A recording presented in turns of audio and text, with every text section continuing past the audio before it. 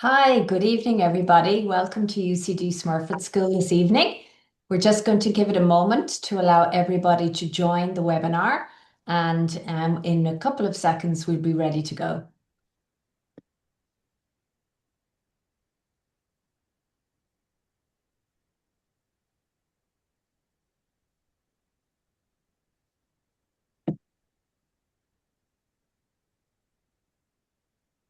Great. Okay. Thank you very much for joining us this evening. And first of all, you're all very welcome. My name is Edel O'Leary, and I am the Senior Program Manager for the MBA programs here at Smurfit School. For this evening, our agenda is very busy, so I'm going to get moving very swiftly. Just a very brief announcement to say this evening's session is being recorded, and that recording will be made available to you on our website in a couple of days' time. This is our fourth open evening of this series, and I hope you actually have managed to join us previously because we've covered many other topics. There are many other topics and many other aspects to the MBA program, so we try to cover a different topic at every event. This evening, we are going to focus on the global aspects of the MBA program, both in the classroom and the international study tours. I'm joined this evening by a number of my colleagues. Assistant Professor Luca Pistilli, who is our Academic Director of the MBA programs, will join us for a brief overview of the program. We're also joined by the Executive MBA Program Manager, Sinead Cunningham, our full-time MBA Program Manager, Gillian Coghill, and our MBA Admissions Manager, Mairead, will speak to you about the admissions process and how to apply. But most importantly, we've a stellar panel organised for you this evening. MBA alumni Elaine, Louise and Jimmy, and our full-time MBA alumni Swapnil will speak to you about their experiences on the programme and specifically about their global experiences while with us. Great. All of my colleagues will be available to answer questions via the Q&A function at the bottom of your screen. I would encourage you to submit any program or admissions related questions as we go, as the team are on standby there to answer them for you. But most importantly, you're also welcome to add to the panel discussion later on this evening towards the end with any questions you may have about the program itself, and the panel will be delighted to hear from you at that point. As we go through the presentations tonight, my colleagues will also share links via the chat function to advise various sites, including our YouTube channel, where you can access more information. And of course, this webinar will be recorded, as I've said already. So without further ado, I'm going to pass you over to our MBA Academic Director, Dr. Luca Pistilli. Over to you, Luca. Thank you very much, Del, and good evening, everyone, and welcome. So let me briefly introduce myself. I'm Luca Pistilli, Director of UCD Smurfit MBA programs. I'm a UCD faculty, PhD from Bocconi University, and I'm doing research on teaching modules related to entrepreneurship, innovation, and technology. I'm very delighted to have this opportunity to talk to you about our MBAs, globally recognized programs designed to help ambitious professionals like you to take the next step in your career. I will speak about our MBA at high level, but I want to remind at this stage that we do offer two programs, the full-time MBA and the executive MBA.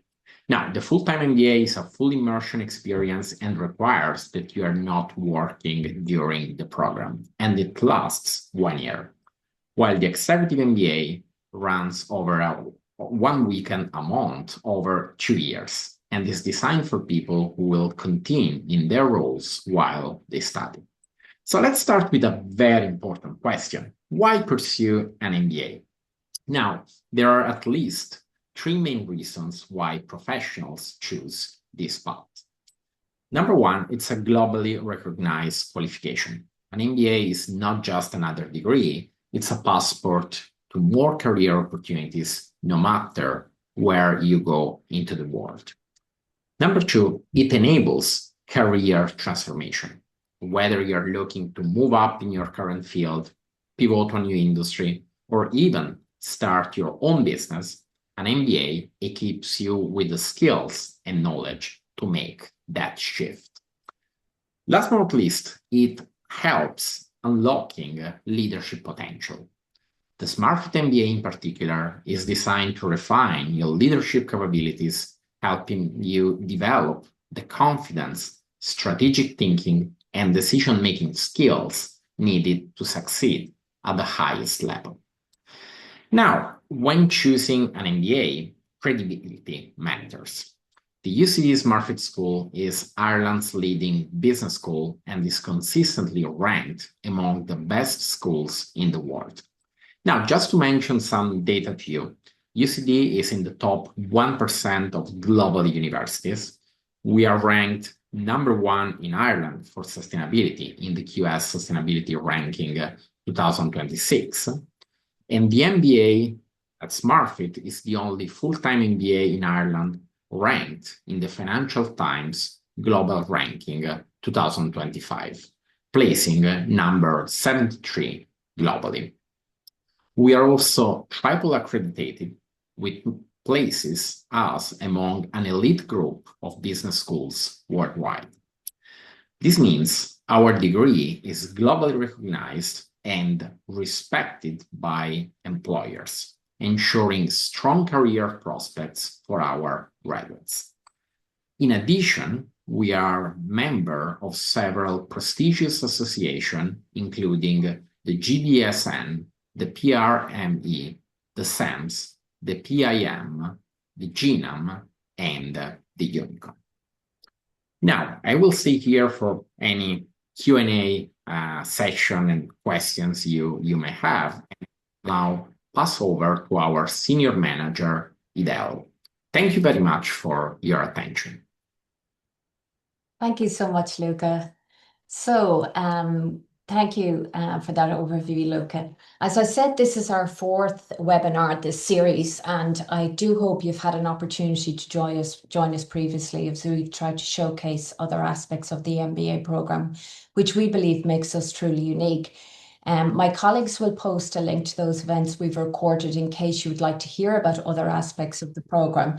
But as I said this evening, I am going to focus on the global business experiences that we offer, and I'll be joined at the end of my short presentation by our panel. So as we know, careers have become increasingly global, with many professionals working for multinational companies or in international teams or locations.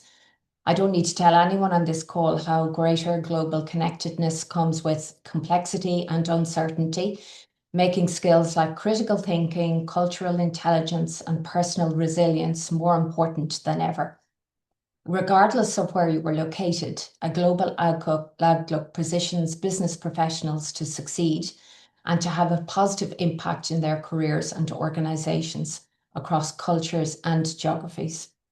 From internationally focused case studies to faculty with global expertise, students on the Smurfit MBA gain insights into how businesses successfully operate across cultures, geopolitical divides, and economies. Importantly, our location in Ireland with its thriving business ecosystem, in combination with our vibrant alumni community worldwide, offers our students the opportunity to network with senior executives in leading global companies and to have meaningful experiences through applied projects, mentoring opportunities, and guest lectures. And as Luca has already mentioned, our status as a globally recognized business school and those associated partnerships that he listed allow us to offer students unique experiences such as GNAM. And so to explain GNAM in the first instance, and we're going to talk more about this with our panel shortly, GNAM is a global network for advanced management, which comprises over 32 leading business schools from diverse regions, countries and cultures, and importantly, economies. As one of the founding partners of GNAM with Yale, the contributing business schools leverage each other's skills, we foster connections, and we share perspectives on solutions to complex business problems and societal challenges. And we offer students MBA level programs in various modules across each of our universities. Each school has developed specialisms, including UCD Smurfit School, and these courses are offered free of charge to our MBA student bodies. MBA students in Smurfit School have the opportunity to engage with partner schools on a number of structured occasions over the course of the programme. The first GNAM opportunity is to travel overseas to a GNAM partner schools such as Yale, University of California, Berkeley, IE Madrid, Bocconi Milan, University of British Columbia, to name just but a few. And this is for a full week of study. This week is timetabled within the structure of the academic year.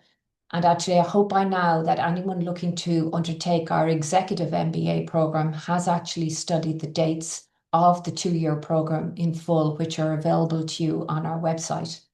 We find this is really important for our executive professionals, as this clear timetabling allows us to pre-plan any international trips and to ensure that if you wish to travel, you can block book the dates well in advance in your work diary. But even if you cannot commit to travel, students can also access a full range of intensive online GNAM courses offered by partner schools, focusing on emerging trends for business professionals. The benefit offers our students is to access a broad set of meaningful experiences globally and enhanced network building opportunities. These modules are co-curricular and are not for credit on the MBA program, and as such, of course, are optional to you. Even for those working in domestically focused companies, having a global perspective is a critical advantage. In today's interconnected business world, few businesses operate in isolation, whether it's through global supply chains, international clients, technological or energy disruptions, or emerging market trends. Understanding these dynamics helps professionals anticipate challenges, seize opportunities, and make informed strategic decisions. The Smurfit MBA module, Doing Business in International Markets, is designed to immerse students in a business culture that is unfamiliar. Led by Professor Patrick Gibbons, this week-long module includes cultural and market briefings and exposure to a range of businesses in a market that is unfamiliar to students. This year and last year, Professor Patrick Gibbons chose Singapore as our destination. Both full-time MBAs and executive MBAs travel together, and the study tour allows for significant networking and some time for relaxation. This week is comprised of senior level company presentations across a broad range of industries, showcasing developments and business models as they emerge in those markets. Thinking about business internationally changes our students' vantage point, enhances their understanding and appreciation of ways to work together to create value for their organizations, business ecosystem, and for society at large. The Smurfit MBA module International Consulting Project is a hands-on exposure to a real business problem with a client outside of Ireland. Working in teams, students receive a business brief from their client and must work collaboratively in teams to draw on all of the learnings from the MBA to provide a solution and to present it to their client in a compressed timeframe. Led by Professor Karan Sampar on the executive MBA side of the program and Dr. Luca Pistilli on the full-time MBA, over 70 students will travel together to complete their week-long in-company consultation visit. Both Karan and Luca provide in-depth briefing on consultancy skills before we travel, and work commences remotely in Dublin in preparation for a fast start on arrival. On site, both professors are assisted further by Professor Patrick Gibbons and our Associate Dean, Professor Federica Passalia, in mentoring and guiding students daily in their work. The intense consultancy week culminates in a client presentation with a set of recommendations. This will be our 3rd year travelling to Lisbon, with many companies eagerly awaiting the availability of our students to consult with them again this year. Such has been the impact that these projects have had on their business. So you might ask, how does all of this fit within the program? On the full-time MBA, the GNAM Immersion Week is in mid-October when we're on study break. And the GNAM short network online courses vary in each university, but they tend to run from January to April. Our Smurfit School DBIM module, and for example, in Singapore, as I've just explained, happens in early March, and the International Consulting Project happens in late May. If we look then on the executive program, the GNAM short network courses are available to students twice on their program, once in year one and again in year two from January to April. The executive MBAs then have a choice of Smurfit modules. The International Consulting Project is available in late May in year one. And should you not wish to do that one, then the next opportunity you have to travel with us is in March of year two. We do ask that you consider traveling at least once with us while you're on the program. The GNAM Global Immersion Week is then in June of year two. And as I said, it is optional. There are then not only these fantastic learning opportunities and experiences, but also great opportunities for you to make lifelong friends, and MBA students get to know each other across the different cohorts. And yes, we do have a lot of fun along the way, which you'll shortly hear from our panel. So I'm going to pause now momentarily, and I'm going to pass to my colleague Mairead, who's going to speak briefly about the admissions process, and then we'll join you again with our panel very shortly. Over to you, Mairead. Thank you very much, Edel. Thanks a million. My name is Mairead Mulvey, and I'm the MBA admissions manager for our two MBA programs. I'm just going to briefly go through the admissions. Edel, do you mind just moving on to the next slide, please? Yeah, Amanda has the control there. Oh, sorry, apologies. No. So how to apply? So basically the admissions process is the same for the two programs. Fundamentally the same criteria. An undergraduate degree, for the full-time program, a minimum of 5 years professional experience with a minimum of 7 years for the executive program. However, we will consider 5 years if it's exceptional experience and, you know, the person has shown really impressive career progression, essentially. 2 recommendation forms, an English language test on the full-time MBA if that's applicable, and the completed application form for both programs. So basically your application is reviewed by the MBA admissions committee, and then we decide if we want to invite you for interview, and that's really the final part of the process. So you're interviewed by one of the members of our MBA team here this evening, and it's an opportunity to discuss your application, but also discuss what's brought you to the point where you'd like to do an MBA, what you hope to achieve from an MBA subsequently as a graduate, to explain to us and tell us, you know, why you'd like to come to UCD Smurfit to do your MBA. And also then we're available to answer any of your questions and queries.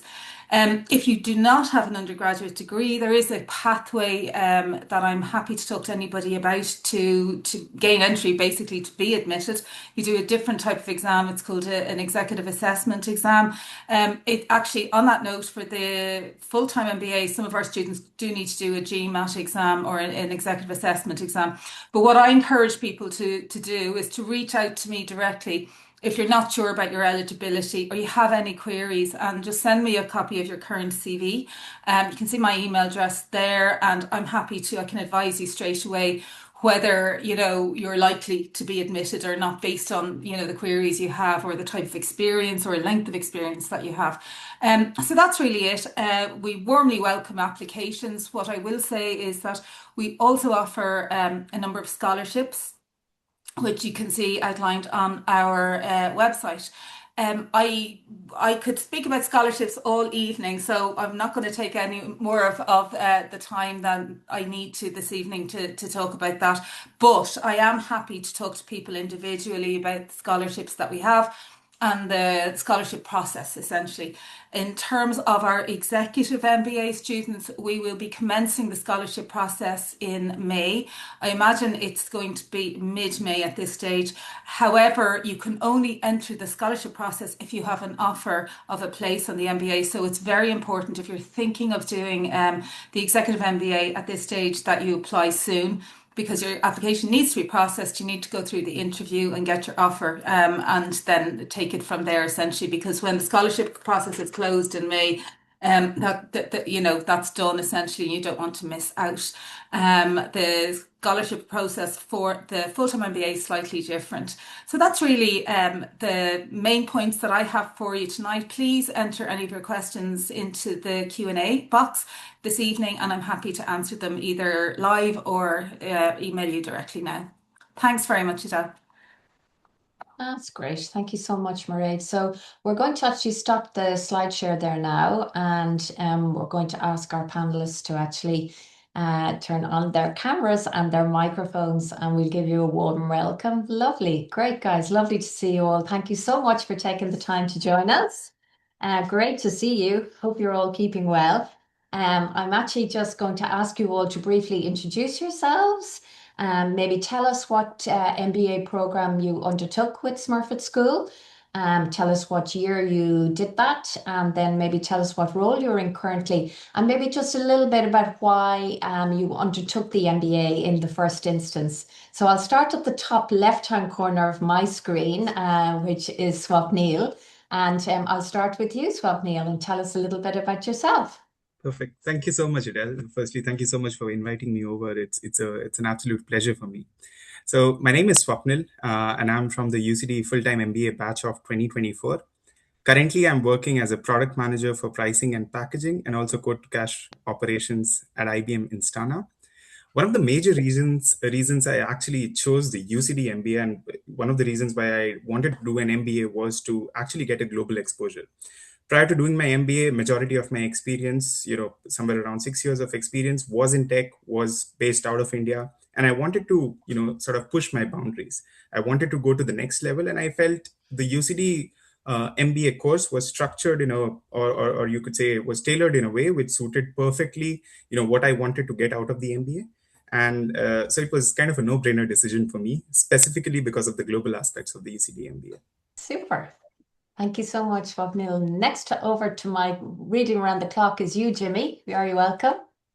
Hey guys, yeah, my name is Jimmy Ware. I'm the environmental manager in Irish Cement company within CRH.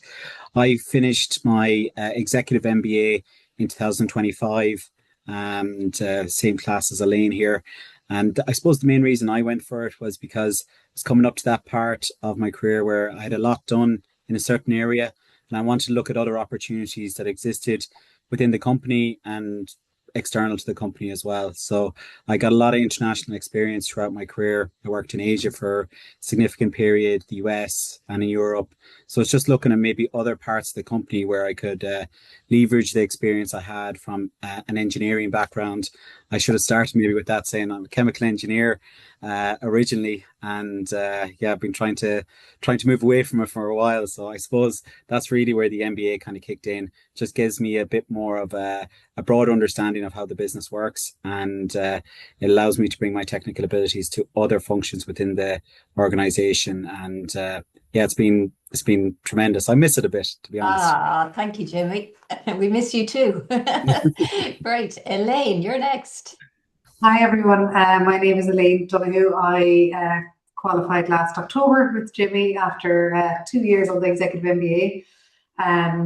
Really enjoyed the program. I suppose for me, I had qualified as an architect, and then my career through the recession and had taken different directions, but I ended up in senior leadership, and I suppose I didn't feel I had the qualifications to match the breadth and depth of my experience. So the MBA for me really rounded that out and gave me a whole new contact list of really fantastic people who were also on the same trajectory. Whereas I had been in quite a niche area in architecture, and a lot of my contacts were architects, so I didn't have that many colleagues that I could relate to in my day-to-day work. So I found it hugely invaluable in terms of rounding that out and having the academic qualifications to match my experience then. So really enjoyed it. So I'm currently now with Discover Limerick. I started midway through the MBA as CEO and really enjoying that role now.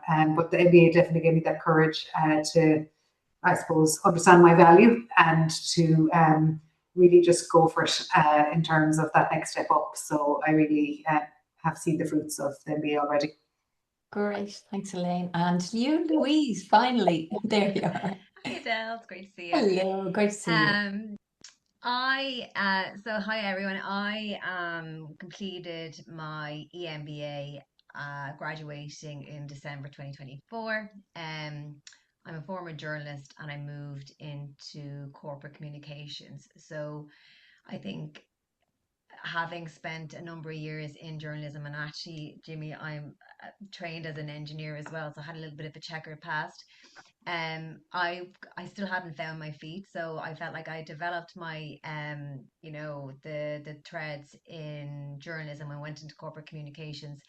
I was missing that horizontal bit. I was missing the strategic bit, the corporate understanding, the nuances of XYZ.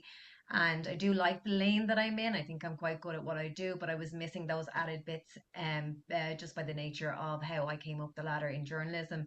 So I think I went into the EMBA actually not knowing what exactly I thought I was going to make a entire career pivot, change up entirely, but it actually helped me realize that I just needed to fill out those horizontal bits and still enjoy what I do. So I've moved into a different role in the last 6 months and I'm really enjoying it, and it's given me that kind of strategic step up. So I think it's definitely what I will say about the MBA is that you don't know what way you're going to feel about it when you finish. You think you know Yeah. exactly what you want, and it tells you a lot along the way, whether it's Yeah. from what you learn or from the people that you speak to on your course. So yeah, a fantastic experience. And yeah, as we're going through it there, like Jamie, I was like, God, I'd like to do it all over again. So it's great. Oh, great. That sounds good. So now we'll talk about the global experiences that we deliver on the program for a little while, guys, if that's okay. And I'm sure there'll be questions coming in then on the chat on the more general round and about the program themselves. So Swapnila, as our only full-time MBA, I'm going to start with you about the GNAM week. So that happens in October, and obviously you must have made the decision to actually travel pretty much during the summer as you were preparing. Can you tell us a little bit about how that came about and how you chose where you wanted to go? Absolutely. So, yes, as you called it, right, the actual trip happened from us also in, I think it was the mid of October. Yeah. But the process of actually choosing the course, actually choosing the university that you want to, elect for this particular course, if I remember correctly, started sometime in July. And that was prior to us even joining the MBA program. So the MBA program actually began for us somewhere towards the end of August. So there's a lot of work, thinking that goes into choosing the program that you want to, and it's majorly driven by the fact of what is it that you want to achieve out of that particular week, because depending on the background that you're coming from, depending on where you want to be after the MBA, you have multitudes of options. So for me, the course that I took was the holistic leadership course at IE Business School. For me, it was pretty much a straightforward decision, primarily because of two things, actually three, if now that I think of it. The third one is a bit of a bias. But the first one was that UCD in itself is, pretty focused on leadership. And I, coming from a technical background, I wanted to build on top of that to be able to stand out in the room. And I felt the holistic leadership course at IE Business School during this immersion week would help me do that. The other reason which I was going to mention is I'm also a huge Real Madrid fan, so it was sort of a bias for me to choose Madrid, but that was not the key decision-making factor. That's okay. We allow that sort of thing. But yeah, net, I feel the most important thing that one has to consider is that you have the choice at the end of the day, and I feel that is what makes this module the most flexible.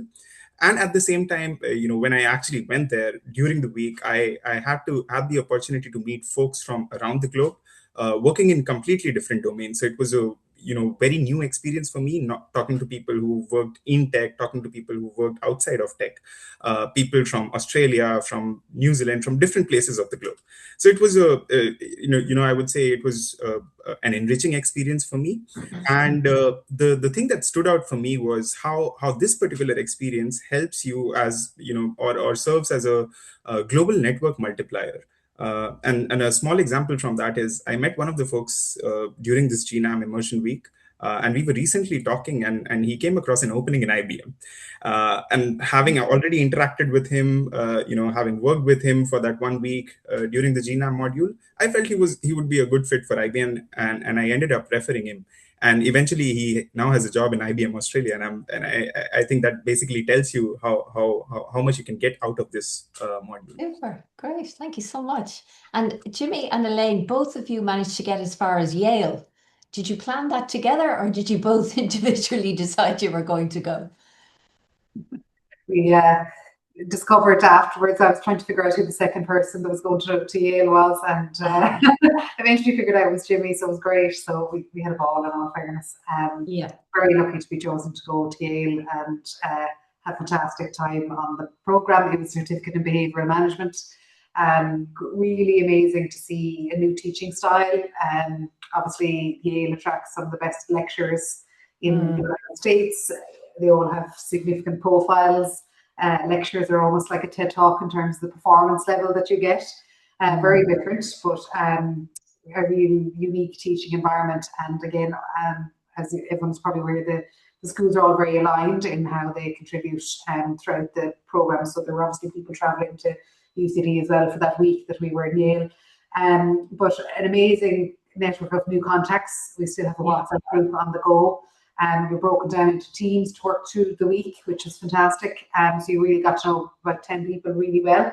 And then the wider group, I said it could have been closer to maybe 100. So again, we still have, no matter where I go around the world, I have someone I can contact, and all types of industries, like industries you don't even see in Ireland that you didn't even know existed, you see globally.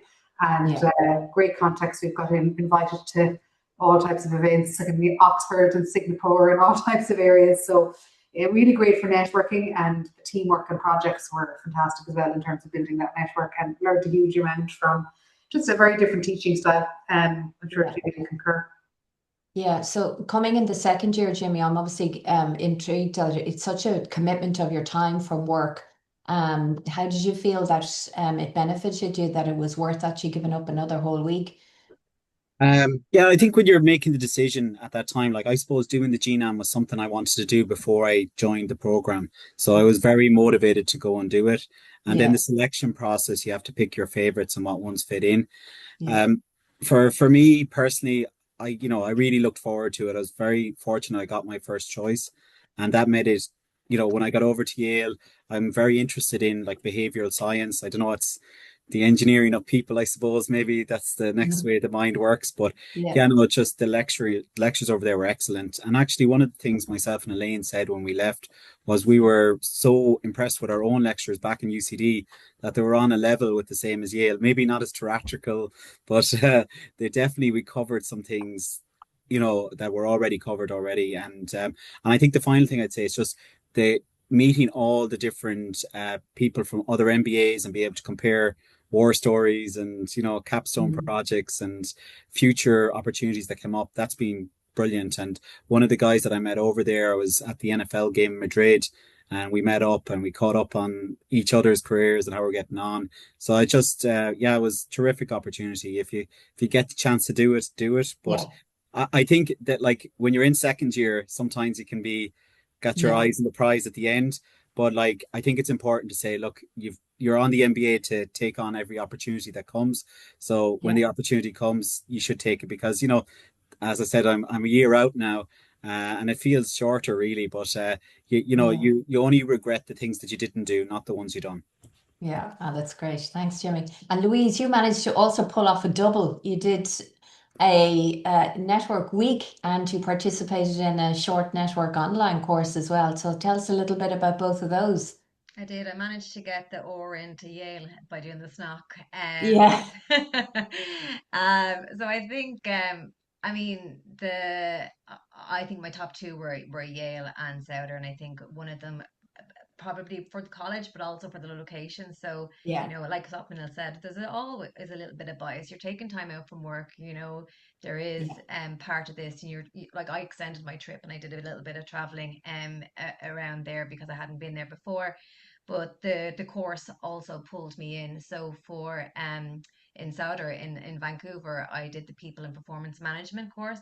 and that was in the year 2. And I think, you know, a little bit like the lads are saying, it is a commitment, especially, you know, we're full-time workers. It's the end of the year 2. You're a bit knackered, you know, you have the capstone project to do. I didn't think that I was going to go twice, but I think I got so much out of going away with my own class the year before that I realized the value of it. And I think it's, you know, it's that sharing of war stories. It's a sharing of, and I think with our own class, it's, you know, obviously the diversity of the different professional backgrounds. But when you go away, there is that cultural aspect as well. So, you know, that brings in a little bit of extra. You see things from a different perspective, and then they're also the same. So it's like it's a kind of nice balance there as well. So yeah, loved that trip. Thought it was an amazing week. There was a lot of case studies, a lot of interactive play. There was again a project with people that you've never met before, rustle up something in a couple of days. It was really good. And I think that the module itself and people in performance, you're coming to the end of year 2, and a lot of people are making that step up in terms of leadership. And it was figure out new tricks and tools, you know, how best to effectively manage a team or a larger team, whether they're just taking on a team before. And for me, my other job that I was in previously had just undergone a change of leadership itself. So it actually helped me to adapt different styles as well. So I thought it was very, very effective from kind of top down as well. The SNOC, just quickly on that, the one that I did through Yale, it was great. It was in natural capital, and just kind of looking at the benefits to sustainability, etc. It was great. It was online, obviously. It was over the 10-week period, and brought in the kind of natural breaks for spring, etc. But what I managed to do it. It was kind of set at Irish lunchtime and maybe a little bit early afternoon in once, and it was twice a week. So once you kind of block it out of your diary and manage your work around, and you can do a lot of individual work yourself as well. So it is manageable on a time basis if you were concerned about that. And then there's one project at the end that requires a little bit of a video submission, and that's with you get put into the group and who are on your same time zone as well. So I thought that was I thought it was really, really great. And it was a great way of working it into your day-to-day life without taking it too much out of you, but still getting an extra strand. So like that. Yeah, great.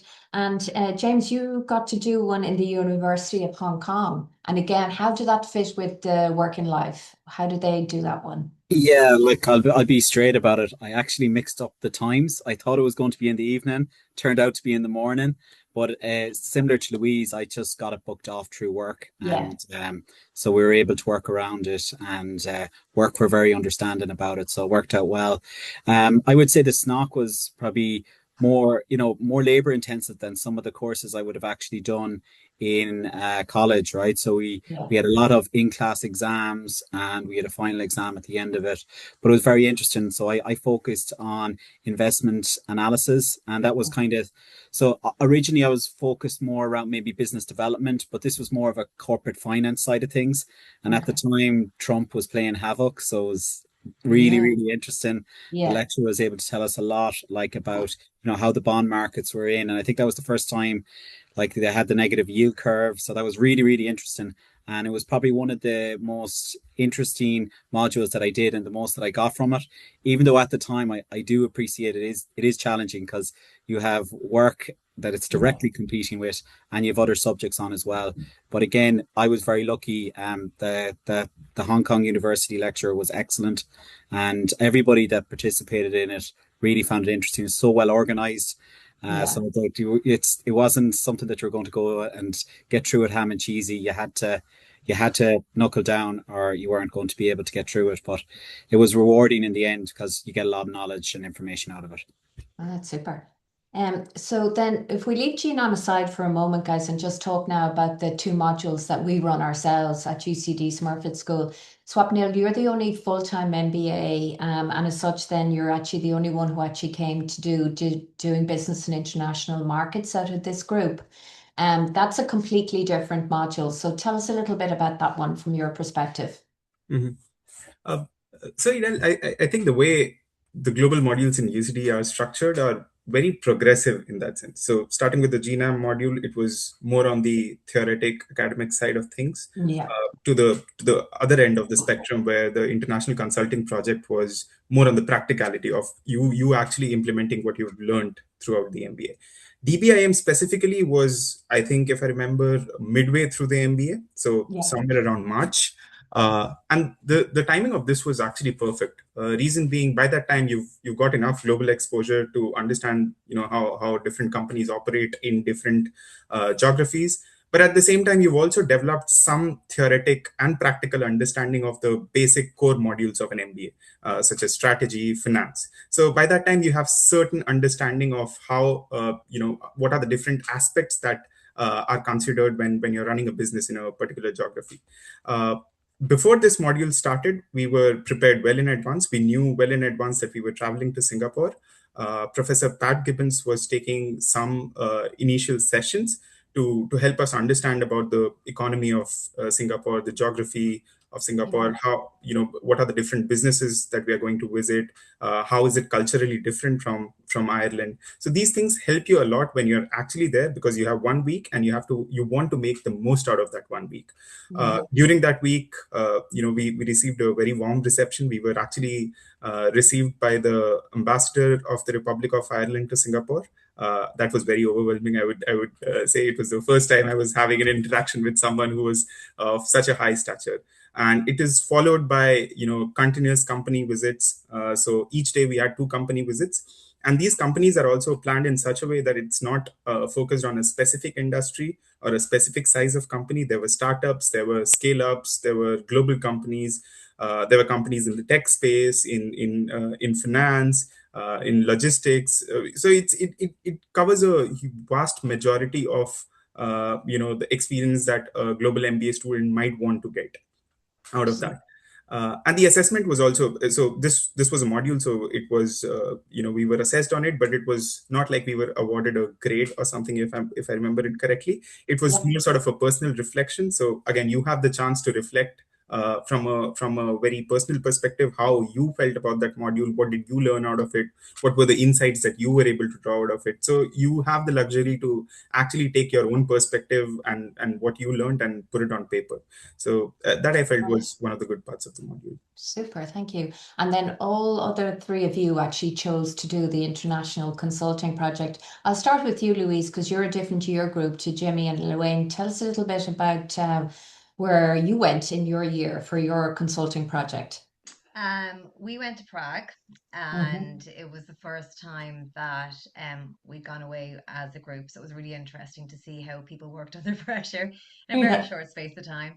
It was kind of funny because everyone thinks they're so established in their fields, like, they're all high professionals, obviously very, very ambitious. And then they're put together abroad out of their comfort zone to, very quickly rustle up a solution to a problem. And you see here the cracks, which I thought was probably one of the best learnings I've gotten out of the MBA, to see how people interact with each other. So that was great. We got presented with a range, which I'm sure is the same for Elaine and Jimmy, a range of companies that would be based in Prague, and they're a little bit about them and basically the problems that they wanted solved. And then we all opted for our top preferences and what we'd like to do, and we received the company that we would then be connected with, and then our subsequent teams as well. So I was in a team of 4, and when we got across, we did a little bit of prep beforehand in terms of how we would approach our problem, very specifically. It was actually quite it was quite broad. It was basically this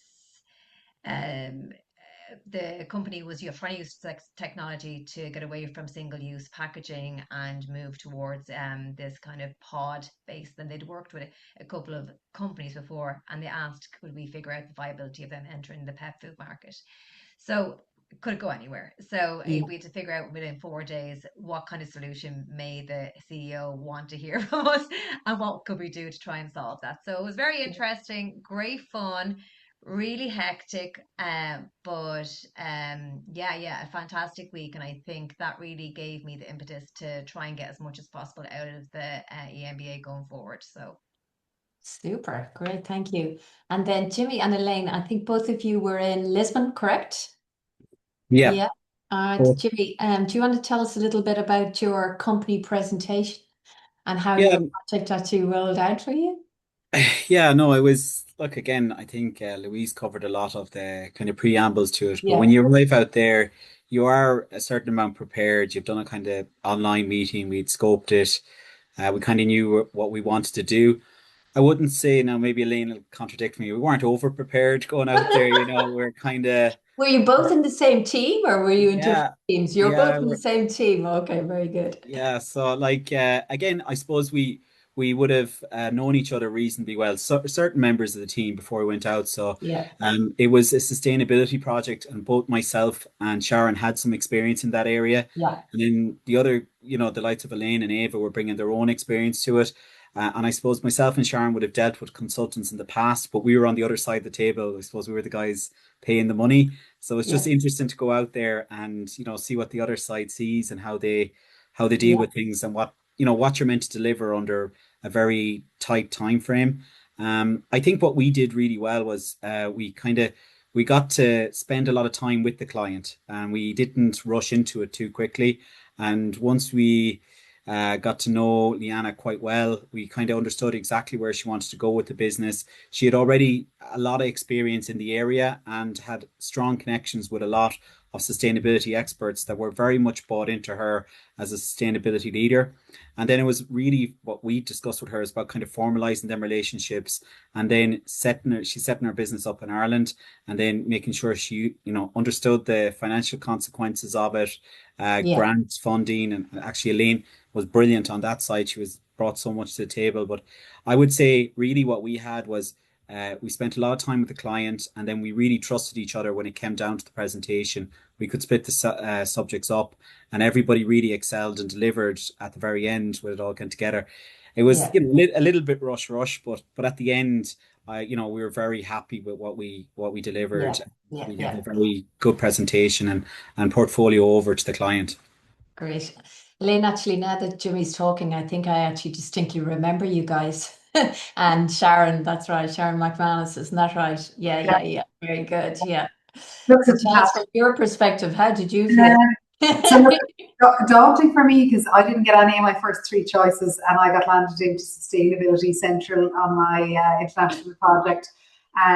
But look, I know Jimmy said we hadn't a huge amount of information. I really learned a lot about like managing your client as well, like in terms of we were trying to extract information, it wasn't really coming. And in order to do a good job for your client to make sure they're happy, the brief has to be crystal clear, and you need to get, we were looking for interviews so we could get like an understanding of the business outside of this engineer who is really good in sustainability. But you want to hear other people's views on the business and how they're getting on, and the quality of service that they provide. And so for me, the kind of how to manage a client piece, and then also the importance of a really good team. If you have four people with the same set of skills, you're actually going to really clash. Whereas I actually believe how complementary all our skills were. Personally, then as an architect by trade, and I had a strong entrepreneurship and commercial background, sustainability, I got, in 1 week I became a mini expert across all the core elements, and I learned a huge amount from Jimmy and Sharon, who were, veterans in that area. So it really fast tracked me, because two of the big topics for the MBA for me I was interested in was AI and sustainability, because obviously they're major topics of discussion globally. So no, it was really interesting. I couldn't believe then all I could add to the project in terms of commercialization, how to set up a business in Ireland, grants available, and was able to guide practically the client through what she needed to do, and month 1, month 3, month 6, month 9. So really, I could see how we all brought something different to the table. And then the fourth member of the team, Ava, was marketing background, so she's really able to help with that area. So really enjoyed it, I have to say. We had a great team, and I think everyone really put everything they could into it, because we got so much back out of it as well. So delighted with that, actually, and lots to learn. You never know what to get into it, what you learn. Yeah, exactly.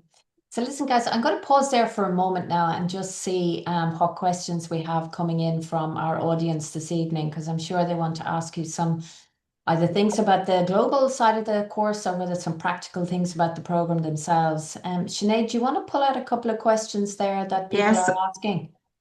thanks, Edel. We've had some fabulous questions from people on the call, so thank you so much. And they've all been very complimentary of the panelists and all the information that you're sharing.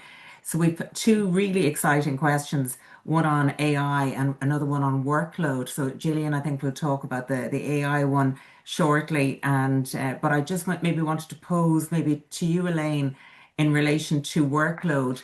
Ronan had a really interesting question there on, I suppose, the volume of the course itself and how you manage your career, your workload, family, the whole shoot and shebang, and basically to try and achieve everything, given everything that you're trying to juggle.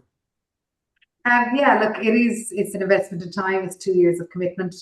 For me, I started an MBA when my daughter was 12 weeks old, so it was chaotic to say the least. And I had a 3-year-old as well at the same time, so I had great commitment from my husband in terms of support to survive. I was also based in Galway, so for me, I really availed of the global opportunities rather than I missed a lot of the employer visits that were happening each week or some of the lectures. I got up for a few of them, but when you're the other side of the country, sometimes it's just not possible. I did kind of talk to my employer before I started, and in all fairness, they did give me 12 days a year of kind of training time, I suppose, that I could use for particularly the Fridays that we were in college. That did really help me and support me. And definitely in terms of workload, it's all doable. It's very much, there's no time for procrastination or perfection.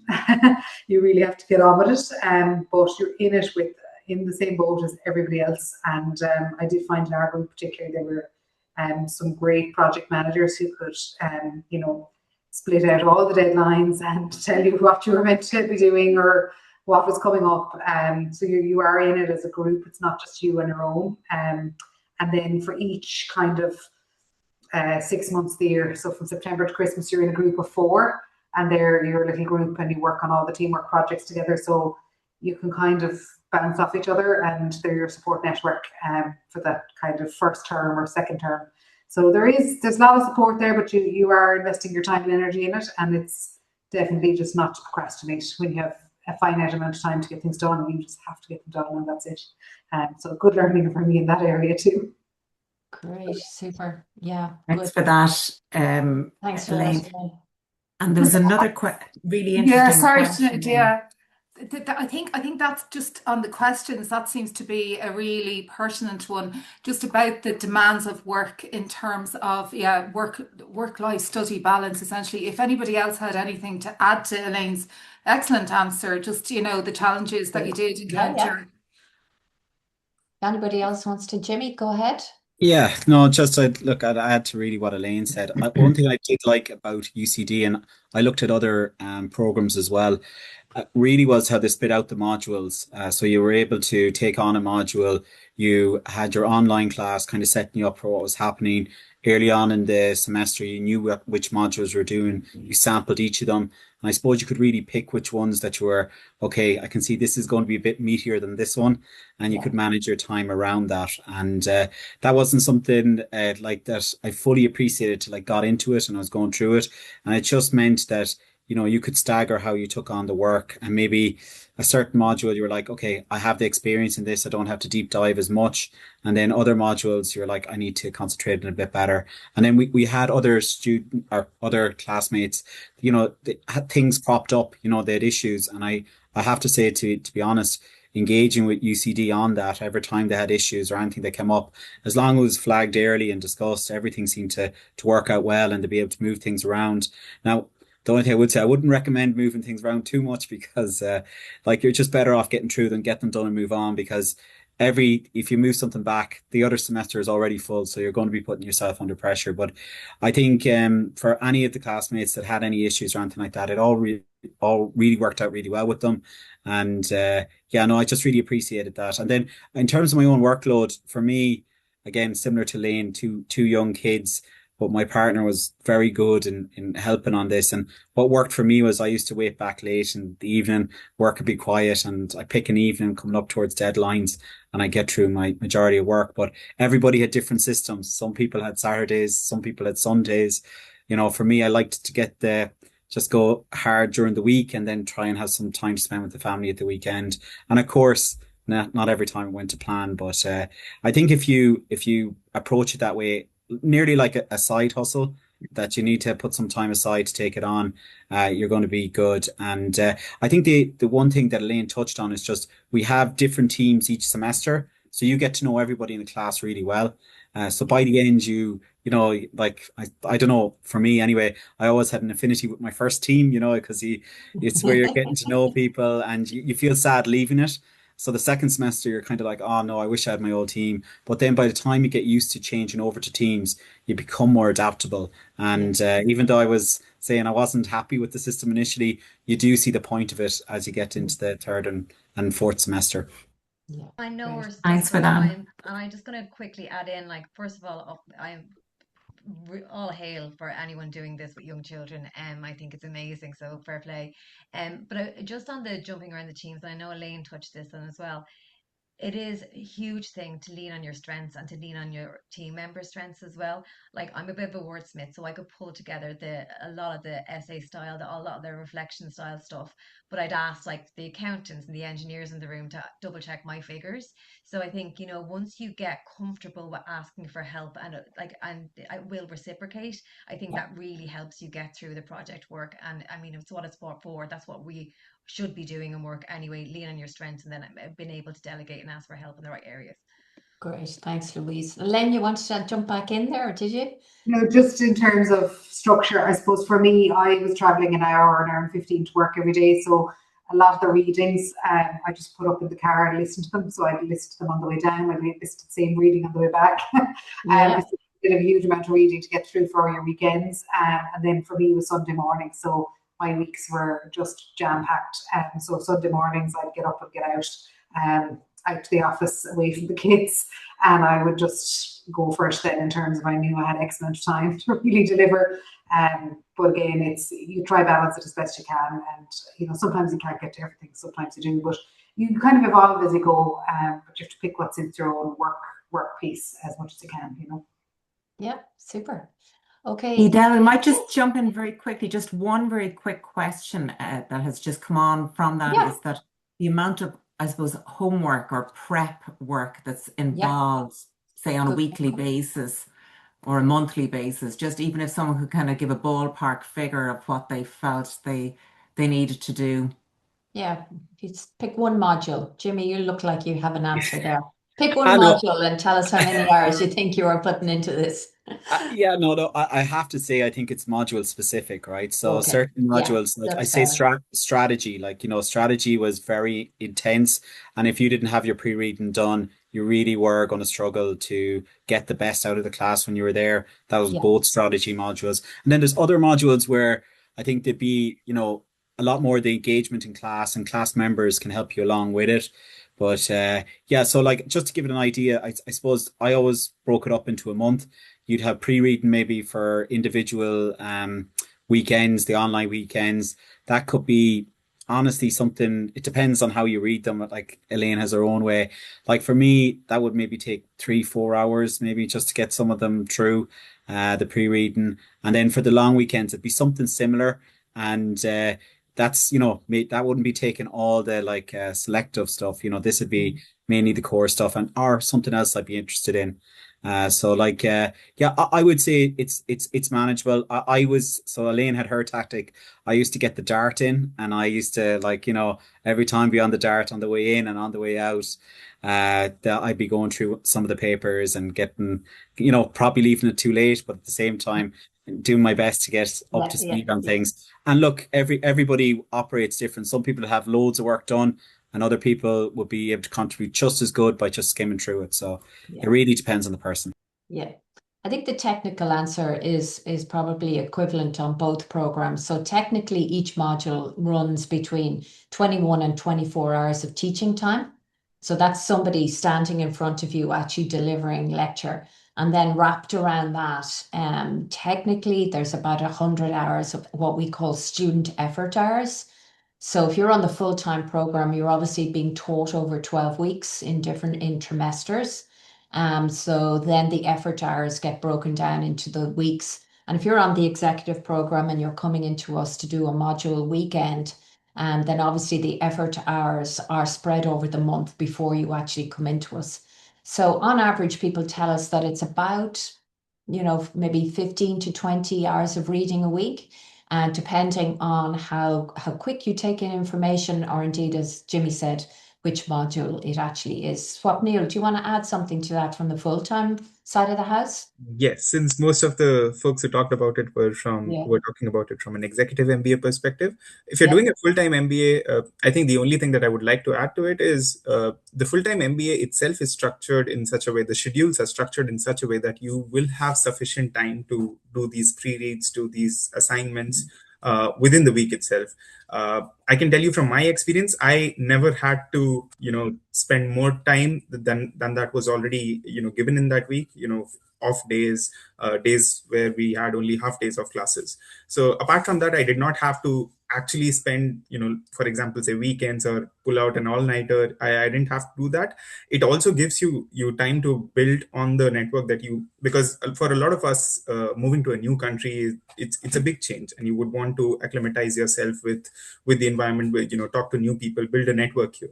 So it gives you sufficient time to do those things apart from the theoretical or the academic, parts of the MBA as well. Yeah, exactly. Great. And I should have said at the beginning, of course, we have an audience this evening from all over the world. So people looking to join both programs.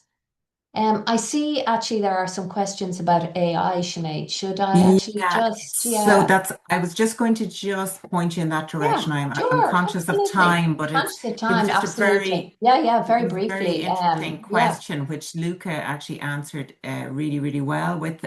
Vish had actually sent this in, and it was just in relation to how we're adapting to the world of AI. And, a lot of people obviously are afraid of their jobs, etc., and just the implications of AI.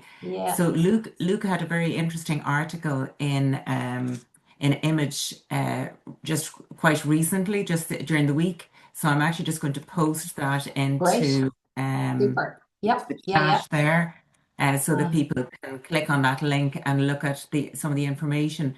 But really, I suppose it's just timely to say that we are all the time adapting all of our modules, looking at what's happening around within the business world. And AI is one of those things that is constantly, I suppose, changing and adapting. And we're looking at how that's impacting into all of our modules. So all of our modules are being looked at currently to see what elements of AI and teaching of AI and adaptation of AI. So that's currently, I don't know whether, Luca, if you'd like to add anything to that. Yeah, absolutely, Sinead. I mean, this was a very, very important question, and specifically, so whether an MBA still adds value to people in this time. So, of course, I may have a conflict of interest, but my answer is absolutely yes. It's actually the other way around. So I do believe that, considering all the technological transformations and AI in particular, an MBA is becoming even more important, right? Because, of course, AI is automating all those functions that require ordinary skills, right? Such as accessing information, memorizing stuff, and so on. But what we really want to promote in our program is the ability to adapt, right? So those higher order capabilities or higher order skills that will be more and more important as our industries, our external environments are becoming more and more turbulent. So do we need to make any changes? Absolutely yes. And this is what we are already doing. For example, just to give you some tangible and practical example, I'm telling my students, indeed, you don't have to memorize stuff by heart. Okay? So we are living in the age of information. Everything is accessible. So you can really access all the information.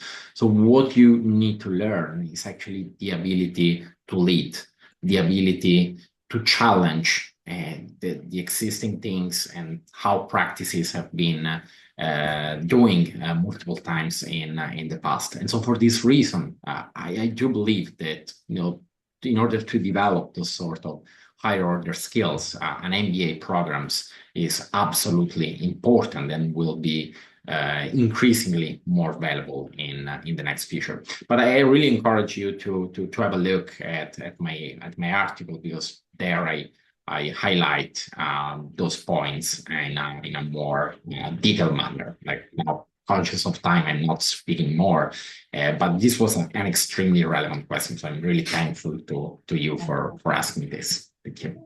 Super. All right, guys, I'm conscious of time. We could stay all evening. Thank you so much. First of all, thank you so much to our panel, Louise, Elaine, to Jimmy, and to Swapnil. I really appreciate you giving your time this evening to come back and chat to people.